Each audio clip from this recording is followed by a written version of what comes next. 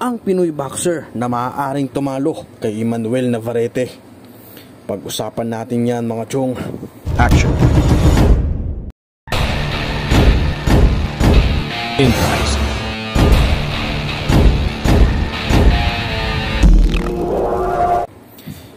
Isa sa mga pinakamainit na boxer ngayon ay si Emmanuel Navarrete ng bansang Mexico. Nakasalukuyan ngang lumalaban sa Super Featherweight Division at hawak nga ang WBO Super Featherweight Belt. Kamakailan nga ay tinalo niya via lopsided unanimous decision ang isa ding malakas na Mexicano, si Oscar Valdez, kung saan hindi nga lang nagalusan ang kanyang muka sa kabila ng maga at basag-basag na muka ni Oscar Valdez. Sa katatapos nga lang na US debut ni Filipino Pride Kings Warrior Charlie Suarez, ay pinatunayan niya nga na hindi nga lang siya pang Pilipinas o pang Asia dahil tinalo niya via unanimous decision ang kalabang si Johan Vasquez ng bansang Dominican Republic na may record na 25 wins, 20 knockouts at 4 na talo. Matapos ang laban ay napag-alamang nabalian na pala ng kamay si Suarez sa first round pa lang ng kanilang laban, kung kaya't amateur style of boxing ang ginawa niya para manalo sa laban.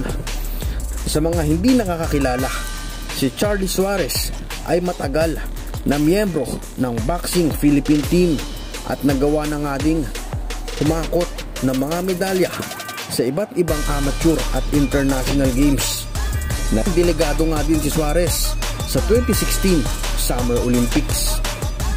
Sa amateur nga din mga chong ay nagawa niyang makipagsabayan kay legendary Vasily Lomachenko.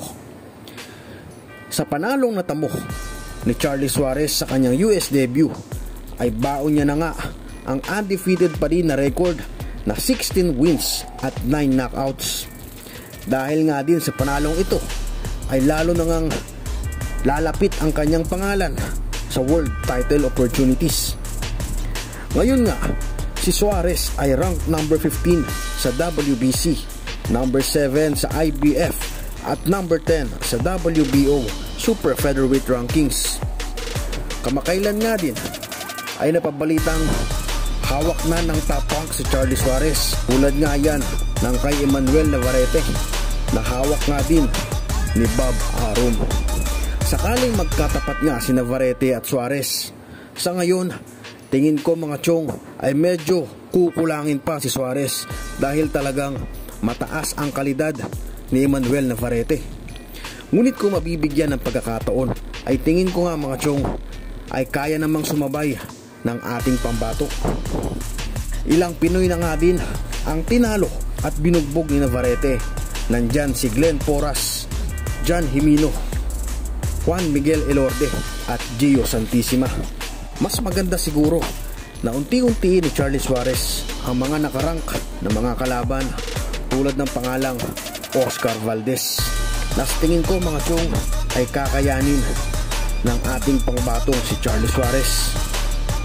Kung magtutuloy-tuloy ang mga gandang laban ni Suarez ay pihadong magiging world champion ang ating Kings Warrior. So hanggang dito na lang muna mga chong. Maraming salamat.